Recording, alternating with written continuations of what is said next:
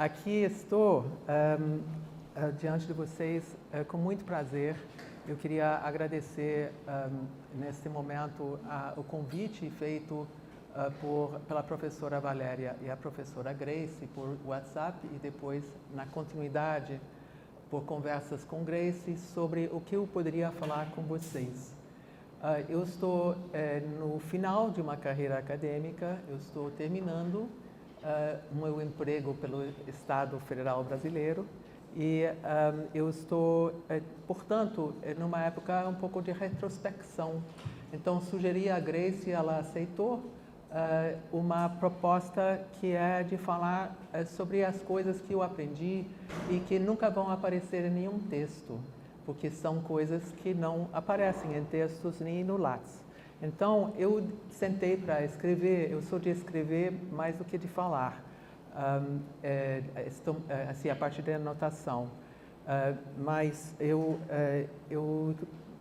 espero poder fazer uma comunicação baseada na minha escrita que trata, então, pensei em ensino, pesquisa e extensão.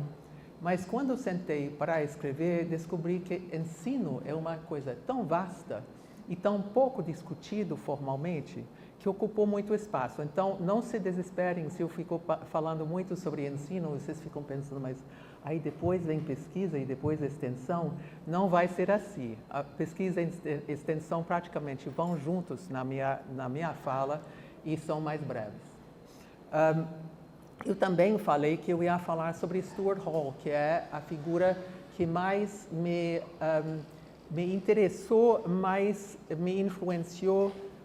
Uma vez, quando eu estava terminando de organizar a coletânea da diáspora, eu escrevi para ele no aniversário que eu era uma backup vocal, que eu gostava muito de falar sobre o que ele fazia, mas tinha carreira própria menor. E então, eu não vou falar sobre Stuart Hall, a não ser agora, infelizmente, isso não coube, mas recomendo muito sua leitura. É uma figura fantástica para pensar sobre as coisas que eu vou falar, que certamente são muito, meu pensamento sobre elas é muito influenciada por ele. Eu queria agradecer o convite também, porque já nesses primeiros 2 dias e meio, eu me dei conta da cultura acadêmica daqui como uma cultura em que há realmente uma troca de ideias e de posições. A pergunta, o que você pensa, que eu acho que é uma pergunta fundamental na academia e muitas vezes é feita de uma forma performática mais do que sincera, aqui eu vi sendo feita muitas vezes. Então, eu fiquei muito animada com a minha estadia aqui, eu agradeço também por isso. Aí, em função também da inauguração do doutorado, eu pensei isso, né, que o ensino está muito próximo para quem faz doutorado, porque o diploma de doutorado sempre foi, desde o século XII, a carteira de motorista de professor, né? Você vira professor, professora, quando você tem diploma de doutorado, inclusive porque não tem mais saída, a não ser trabalhando como professora para fazer o que você sempre gostou de fazer. Mas ser professor ou professora, dar aula, ensinar, não é uma atividade que a universidade te ensina a fazer. Não te falam nada. Eu acho que isso tem muitas vantagens, mas também tem desvantagens. A gente não sabe se é uma profissão, então, quando é uma profissão, tem um pouco de vocação, mas tem pessoas na academia que não dizem assim, não gostam de dar aula, mas tem uma vocação envolvida, tem uma ocupação, isso não tem dúvida, não? Quando me perguntam no formulário qual é a minha ocupação, sou professora, mas é um ofício também. Eu acho que isso é uma coisa que é uma regra que a gente pode pensar ou uma definição que a gente pode pensar como útil. Por quê? Porque um ofício você aprende imitando quem sabe fazer, você imita seus melhores professores do passado e também você aprende na prática. Você experimenta, tem certas regras sobre como se comportar que você aprende desses mestres diante de você e também é algo que resulta num estilo pessoal, né? Ser professor também tem essa coisa, né? Os meus professores, uma coisa que eu apreciei muito no meu principal professor, que foi Ciro Marcondes Filho, da USP, é que ele, em sala de aula, aceitava qualquer pergunta maluca e transformava em uma intervenção produtiva, né? Então, eu tinha uma colega de aula que era apaixonada por ele e dizia: Ciro, você sabe que eu estou apaixonada por você, tá. E aí, ela às vezes fazia perguntas que ninguém mais entendia, mas Ciro produzia a partir da intervenção dela. Isso aprendi com ele. Mas são muitas coisas que certamente cada um de vocês e cada uma já aprendeu, está registrado na sua memória para o dia em que vocês serão, os doutorandos serão obrigados a enfrentar esse momento, né? Gilles Deleuze, eu preciso citar pelo menos um francês, vou citar dois. Gilles Deleuze falou: as vidas de professores raramente são interessantes, né? Na mesma entrevista que ele disse que ele não gosta de viajar. Uma vez eu dei uma aula sobre esse texto e uma aluna falou: pô, ele não gosta de viajar e ele acha a vida dele desinteressante, então por que a gente está lendo essa figura, né? Mas então, de alguma forma, esse tipo de conhecimento que eu vou falar é autobiográfica e, portanto, relativizável por causa disso, mas também eu preciso dizer, então, como Embratel nos pede, ou pedia, de onde eu estou falando, né? Eu comecei a dar aula quando eu era recém-doutor, bolsista recém-doutor, que é o nome antigo de pós-doc, na Facum, na UFBA. Um ano depois, quase exatamente, de defender minha tese na USP sobre teoria pós-moderna e Tropicália. Em 2000, eu fiz uma permuta com Carmen Souza Romano, que hoje está ainda na Facum, e cheguei na Escola de Comunicação do UFRJ. E de lá, então, é que estou me aposentando. Então, a minha primeira turma de alunos foram todos doutorandos que eram professores, de fato, já. E eu não, era a minha primeira vez. Mas isso é, então, uma memória de susto. Eu voltava para casa e eu bebia ou ia fazer academia, né? Porque era muito tenso. Mas isso não é incomum. Inclusive, a gente pode ler Foucault em sua aula inaugural no Collège de France, a ordem do discurso, onde ele disse, eu vou citar, sobre o medo de quebrar o silêncio. Ele diz: o desejo diz, eu não queria ter de entrar nesta ordem arriscada do discurso. Não queria ter de me haver com o que tem de categórico e decisivo. Gostaria que fosse ao meu redor como uma transparência calma, profunda, indefinidamente aberta, em que os outros respondessem à minha expectativa e de onde as verdades se levassem, uma a uma. Eu não teria senão de me deixar levar, nela e por ela, como um destroço feliz. E aí ele continua no mesmo parágrafo, sobre que resposta a instituição dá. Responde: você não tem por que temer começar. Estamos todos aí para lhe mostrar que o discurso está na ordem das leis, que há muito tempo se cuida de sua aparição, que lhe foi preparado um lugar que o honra, mas o desarma, e que, se lhe ocorre ter algum poder, é de nós, só de nós, que ele lhe advém. O professor tem lugar de fala, mas ter lugar que o honra não é tão certo quanto já foi, pela diminuição dos orçamentos, pelo questionamento dos ensinamentos universitários e de sua utilidade. Mesmo assim, a instituição nos livra de certa responsabilidade. Somos professores e logo depois vem a instituição. E nós nunca temos inteiramente inteira liberdade do medo de nos expormos. Mas a fantasia dessa liberdade é forte. Essa voz institucional que acalma Foucault, pelo menos na sua imaginação, é parecida com a voz de Paulinho da Viola. Vocês conhecem Timoneiro? Não sou eu quem me navega é o mar. Então, Ele também canta mais à frente, e quando alguém me pergunta como se faz para nadar, explica que eu não navego, mas me navega é o mar.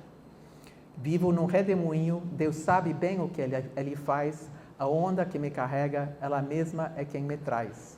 E ainda diz que a rede de pescador pega muita dor, mas em geral, o Paulinho parece o destroço feliz que flutua como Foucault queria. Isso é uma fantasia que eu também tenho. E de vez em quando, por flashes, eu sinto que eu navego em sala de aula ou fico flutuando como um destroço feliz. Mas porque ensinar é, até certo ponto, ir com a onda. É sintonizar com as energias presentes na sala. É ter algo a dizer para essas pessoas que estão na sua frente. Eu já perguntei muitas vezes, quando me dirigia, quando ia para a sala de aula, o que eu quero contar para essas pessoas, para organizar minha atitude. Acho que isso é algo assim, para mim foi um hábito que me ajudou. Também eu estava discutindo com o Demétrio logo antes, como surfar. Eu não sei surfar, eu tentei uma vez, mas eu sei esquiar. E me parece que esses dois esportes são parecidos, porque dependem de equilíbrio, de concentração e de percepção clara e quase inconsciente do que tem na frente e ao lado e o que vem aparecendo. Então, sentir, né, na sala de aula, é sentir uma personalidade coletiva, toda a turma tem. E também atentar para os indivíduos. É performático, e é se destacar em cena, mas é também respeitar as condições que essa cena oferece. E também, quando você quebra a cara, sempre sabe que haverá mais uma aula, mais uma onda, mais um morro. A Universidade Pública Brasileira dá boas condições, em certo sentido, para essa atividade. Dá liberdade de escolha de temas de cursos e dá liberdade para você fazer suas próprias abordagens e formatar bibliografias. Podemos inventar cursos a partir de diversos motivos. O que a gente sabe ou quer estudar, o que a gente entende que alunos precisam entender para ampliar e sofisticar seu repertório teórico e cultural. Podemos também ensinar sobre questões muito atuais, ardentes ou prementes no debate público. Mas a questão sempre volta a ser como dar aula. Acho que os estudantes são alguns dos melhores guias. Algumas descobertas que eu fiz a partir da observação e o diálogo é que as pessoas, quando franzem as testas, nem sempre estão descontentes. Às vezes, simplesmente estão pensando. O silêncio de uma turma pode ser sinal de reflexão e não de tédio ou outra coisa que eu não queira provocar. É importante que silêncios existam para que as pessoas possam refletir e para que da hesitação em falar em aula nasça alguma coisa nova. Toda a turma tem pessoas que gostam de pensar e estão dispostos a fazê-lo, caso sejam provocados. Nem sempre são os mais cabeças, mas é nossa responsabilidade de estabelecer um terreno comum em que seja possível que essas pessoas, e em conjunto com as pessoas que lhes ouvem, articulem por escrito ou à voz alta no laboratório que a alma constitui. Também aprendi com colegas. Eu tive uma colega que me acolheu muito, uma colega mais velha, mais experiente, com quem eu dei aula na UFBA. Também eu tinha uma amiga, uma professora de italiano na USP, chamada Roberta Barni, que estudou comédia dell'arte. E ela dava também aula de palhaçaria. Ela disse para mim, todo mundo tem um palhaço dentro de si. E eu ajudo as pessoas a desenvolver o seu. E eu acho que todo mundo tem um professor ou professora dentro de si. E que é possível desenvolver essa figura que é diferente e semelhante da pessoa. Como eu me sinto eu mesma, né? Eu desenvolvi uma professora que é parecida e diferente com esse eu, mas que incorporo para trabalhar e contracenar com a turma. Essa pessoa que é uma outra pessoa, assim, esse outro que é uma pessoa coletiva de personalidade própria, que às vezes é nossa adversária e às vezes nossa parceira de esgrima. Às vezes é nosso alvo e às vezes nosso objeto de desejo. As expectativas de alunos sobre a natureza de estudo e o lugar de escrita e de leitura, os temas mais importantes de estudar, tudo isso pode mudar de um quinquênio para outro. É muita coisa em movimento, tem que rebolar. Aprendi na Bahia, nos anos 90, que a ética da universidade pública brasileira é ensinar quem quer aprender com você. Há quem me disse, quando eu falei isso, eu atribuía isso ao fato que a fama, que parece muito próximo e possível no Rio de Janeiro, como Salvador era longe do Sudeste, que se estima como centro do país, era um lugar que as pessoas se dedicavam mais à educação por isso. Mas uma pós-graduanda me disse recentemente, ela propôs que talvez o motivo disso fosse a cultura afrodiaspórica em que esses processos de ensino são valorizados. Na minha percepção dessa ética, basta alguém desejar algo, que você ensina algo para eles, ou mostre. Né? Enseigner em francês, eu também sou franco-centrada, cresci falando francês também. Enseigner é mostrar. Você para no caminho para algum lugar e você diz, me pode ensinar por onde eu vou para chegar a tal lugar. Então, é mostrar, é indicar, mas é também to teach, né? É ensinar. Eu acho que vale a pena defender essa ética. Eu não sei, eu só tenho experiência no sistema federal brasileiro, mas eu não me parece necessariamente que isso é uma ética que está tão forte em outros lugares, não sei. Uma vez, Frederick Jameson, eu era a única anglofalante em Salvador nas minhas redondezas. Então, acabei conhecendo Frederick Jameson, que estava de férias lá e me deu um pulo na UFBA. E ele me perguntou, e como são os estudantes da UFBA?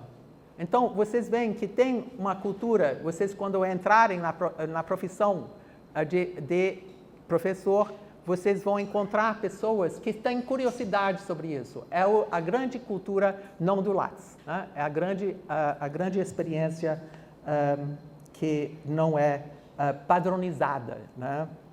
Não é contável. Essas relações de conhecimento entre professor e professora e aluno trazem, claro, aprendizado para ambos os lados. Acúmulos de conhecimento, experiências que ampliam a compreensão do mundo de ambas as partes e capacidade de circular na sociedade. Reforçam valores e criam coisas de valor, mas o processo não é monetizável. E por isso é alvo também. A pressão atual sobre a universidade pública em todo lugar, em parte é porque é uma reserva onde não há como pressionar as pessoas para... desculpe, eu vou começar de novo. É claro que é possível pressionar as pessoas. É claro que no subfinanciamento tem um grande incentivo para não assumir esse papel. Mas, ao mesmo tempo, me parece que é um último reduto de relações que não são medidas por valores de troca, necessariamente, valores materiais de troca. Cria laços de partilha e dívida a partir do que ela mesma inventa, essa relação inventa, que é um terreno comum criado pelo desejo. Isso, claro, pode ser uma visão bastante romantizada de uma realidade bastante dura, em que docentes trabalham cada vez mais e cada vez mais é exigido dos estudantes de pós-graduação. Quero dizer que sei que é um lugar crescentemente vigiado e controlado, e também é um lugar ainda de pensamento livre. Tanto é que tem muitas maneiras de ser bom ou boa professor, professora. tudo isso parece mesmo uma padronização. De repente, alguém inventa alguma maneira de fazer uma tabela, né? Mas eu acho que tem uma coisa que escapa, e isso me foi lembrado quando eu estava recuperando um pouco meu aprendizado de ser professora. Eu lembrei de um dos primeiros alunos que eu tive quando eu estava na UFBA, um rapaz chamado Admilson, que escreveu um texto absolutamente perfeito. Ele conhecia todos os caminhos do texto acadêmico. Aí eu fiquei pensando, mas o que eu vou dizer para esse rapaz que mal entrou na universidade, já sabe tudo que se ensina aqui? Aí eu virei para ele e falei, Admilson, está perfeito, está ótimo. Você realmente fez um trabalho fora do comum, fora de série. Agora, que tal se não é nada disso? Eu acho que isso é que eu queria destacar aqui, que o trabalho acadêmico, não diria de excelência, o trabalho acadêmico, que é um pensamento original, vem também da imaginação. E que a gente não pode perder essa imaginação. A gente não pode só seguir o que está acontecendo e nos aperfeiçoarmos nas formas que já existem. Precisamos trocar essa pergunta, o que você pensa, para a gente poder pensar mais, imaginar mais, ir um pouco mais longe. Tenho dois autores que trabalham juntos que me ajudam a pensar sobre a universidade nesses termos. Se chamam Fred Moten e Stefano Harney. Um é afro-americano e o outro é branco-americano. São amigos desde a faculdade. E eles têm um livro que chama Os Subcomuns, talvez alguns de vocês já conhecem, em que eles discutem o destino da universidade estadunidense como uma universidade que morreu intelectualmente. Eles dizem, mais tempo você fica, menos tempo você tem para estudar. Então, o que eles entendem por estudo? Eles entendem estudo por qualquer encontro de pessoas para conversar em que a intelectualidade está em jogo. Então, ele dá alguns exemplos. Gente que está na varanda conversando. Ele lembra da mãe discutindo. Eu estou falando de Fred Moten. Fred Moten foi criado em Las Vegas.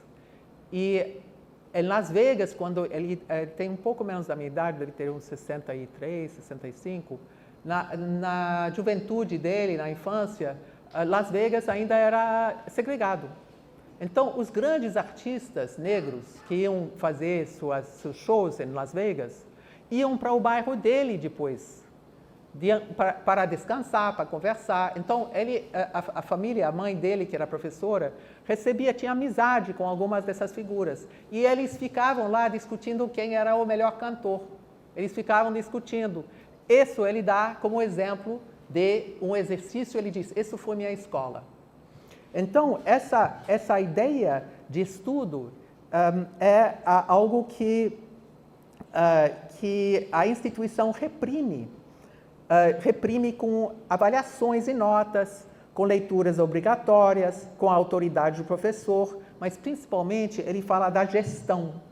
Numa entrevista no Le Monde Diplomatique, Brasil, Moten e Harney, eu não sei quem fala, às vezes eles se negam a se separar, porque eles produzem obras de fato em diálogo. Agora, eles falando, né? Podemos agora admitir que toda a tarefa, toda a nota, mesmo as notas A, toda a leitura obrigatória, é um ferramenta de gestão e é experienciada assim pelos estudantes, independentemente do conteúdo da aula.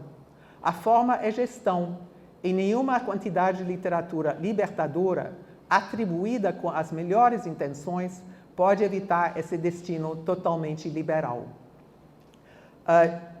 Se a gestão, esse aspecto coercitivo e policialesco, que é também atribuição do professor e da professora, e que nós fugimos, ou tentamos fugir, mas nunca escapamos completamente, se esse aspecto está aí, e se nos incomoda tanto, Como estudar de outra maneira?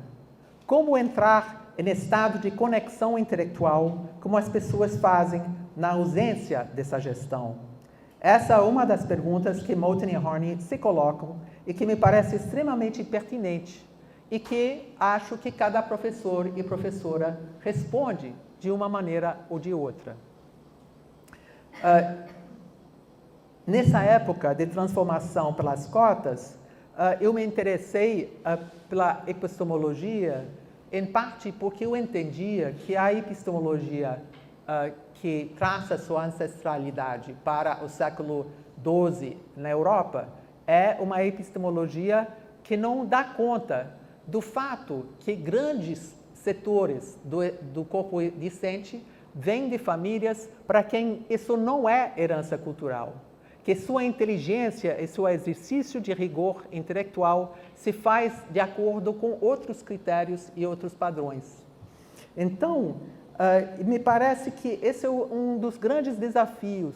Como suscitar uma reflexão de acordo com que critérios suscitamos uma reflexão, uma produção, uma proposta imaginária que seja, de imaginação que seja guiado menos por essas... por essa ideia tradicional do rigor e da disciplina do que os conceitos com os quais nós fomos formados, né? Que isso é real. Isso é o que eu queria dizer sobre o ensino. Espero que sirva para alguma coisa. O bom da palestra é que você pega o que você quer, né? Aí, sobre pesquisa, eu acho que isso, de fato, tem a ver com relações de ensino um a um, muitas vezes, de orientação. Então, é muito difícil falar em geral, ou por princípios, o que não está escrito no Lattes. Eu tenho algumas ideias, coisas que eu falo com os meus orientandos, né? De como encontrar formas de lidar com o nosso objeto de pesquisa, nosso ponto de curiosidade, tem a ver com encontrar a maneira em que nós somos um eu narrador, ou um eu narradora. Eu acho também que o trabalho de encontrar essa visada sobre o que nos causa curiosidade é um trabalho de desfazer-nos de alguns excessos, de entender e ser conciliado com a ideia que a gente não vai lidar com tudo que interessa a gente, que algumas tangentes vão estar presentes na medida em que precisam, simplesmente porque a gente não para de pensar neles. Então, eles vão voltar, mas não precisamos estar assim, com o olho dos mosquitos, né, que tem, né, ou das moscas, que tem tantas facetas. Outra coisa que eu acho, assim, isso é um certo miscelânea, né? Que nas ciências sociais nada se descobre. Então, a originalidade é na formulação. E aí também pensar um pouco sobre a palavra favorita da academia de hoje, que é a inovação, que vem das ciências muitas vezes, mas que ainda está dando nos assombrando de certa maneira. Eu ouvi falar uma vez uma definição de inovação que é assim. Primeiro você tem pizza, depois você tem moto. Pronto, diz que pizza. Essa é, assim, a inovação é aquela figura que junta aquele elo faltante para fazer uma outra geringonça, né? Então, eu vou dar um exemplo. Quando eu estava estudando teoria pós-moderna, quando eu estava fazendo o doutorado, eu lidava com isso e com o meu estranhamento com o Brasil, por ser estrangeira, né? E se eu tivesse escrito sobre o Brasil pós-moderno, eu provavelmente teria escrito algo que não interessava nem a mim depois de ter escrito. Eu escrevi um mestrado que não me interessava nem a mim depois de escrever. E isso é um perigo, que a disciplina pode nos levar a fazer coisas que são trabalhos alienados. Mas o doutorado eu adorei fazer. Por quê? Porque eu fiz via música popular. Então, eu pensei a pós-modernidade brasileira via música popular. Essa foi minha inovação. Pensar a partir ou através, tentando pensar como a música popular pensa, particularmente a Tropicália. Isso me serviu muito. Agora estou começando a chegar no fim, né? Eu tenho uma certa aversão, sempre tive, à razão instrumental. Eu acho que a universidade tem que ser um lugar onde é possível não ser governado pela razão instrumental. Não todo tem que servir para alguma coisa. E aí eu encontrei, eu acho que a universidade também tem que fazer pesquisa de interesse público. Aí eu vou dizer, leiam Stuart Hall, ele fala melhor sobre isso do que eu.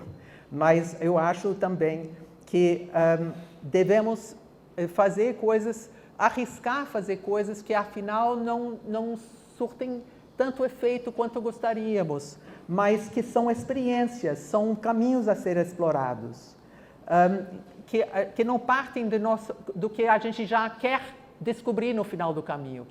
Isso eu acho que é a coisa mais difícil de evitar, mas a pior coisa é quando a gente parte da própria conclusão e depois fala como eu vou provar, né? Apesar de que isso é um pouco a caricatura do que diz um autor que eu prezo muito, que chama Paul Feyerabend, que foi um soldado nazista e ao mesmo tempo, essa experiência jovem fez ele uma pessoa completamente revoltada intelectualmente. Então, ele escreveu um livro que chama Contra o Método. E nesse livro, ele fala sobre os lugares comuns de como se imagina as descobertas científicas e o uso da razão. E aí eu vou ler de novo uma citação. Frequentemente se dá por aceito que a clara e completa compreensão de novas ideias precede e deve preceder sua formulação e sua expressão formal. Primeiro temos uma ideia ou um problema, depois agimos, isto é, falamos, construímos ou destruímos. Em verdade, entretanto, esse não é o modo como se desenvolvem as crianças. Usam palavras, combinam essas palavras, com elas brincam até que apreendem um significado que se havia mantido para além de seu alcance. E a atividade lúdica inicial é requisito básico do ato final de compreensão. Não há razão para supor que esse mecanismo deixe de agir na pessoa adulta. A criação de uma coisa e a criação mais a plena compreensão de uma ideia correta dessa coisa são muitas vezes partes de um único e indivisível processo, partes que não podem ser separadas, sob pena de interromper o processo. Esse processo é orientado por um vago desejo, por uma paixão, e aí ele cita o filósofo Kierkegaard. A paixão faz surgir o comportamento específico e este, por sua vez, cria circunstâncias e ideias necessárias para a análise e explicação do processo, para torná-lo, aspas, racional. Ele baseia isso em estudos de figuras como Galileu. Se vocês forem no Wikipedia para descobrir o que Galileu fez, é impressionante, né? Aí você tem realmente imaginação. Ele inventou não só que o Sol era o centro do sistema solar, mas também a bússola, também o telescópio. Ele inventou uma série de coisas muito variadas. Então, Feyerabend vai afirmar isso sobre Galileu e nós também devemos pensar e pensar melhor, pensar e pensar novamente, até ter claro e conseguir claro o que pensamos. Quando você termina esse processo, é que você escreveu a sua tese. É no passado que vocês vão saber que escreveram sua tese. Não é no início que você, geralmente, assim, jornalistas fazem isso, né? mas escrever uma tese é um processo de constante reescrita, até não ter mais tempo.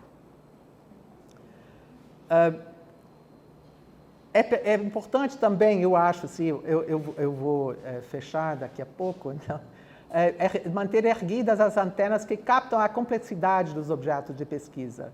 Que tal se não é nada disso que estou pensando? O que estou percebendo sem ter as palavras para descrevê-lo? E é também importante lembrar, no final, que a pesquisa universitária em ciências sociais não tem a finalidade de descobrir e descrever fatos, por mais complexos que seja esse processo.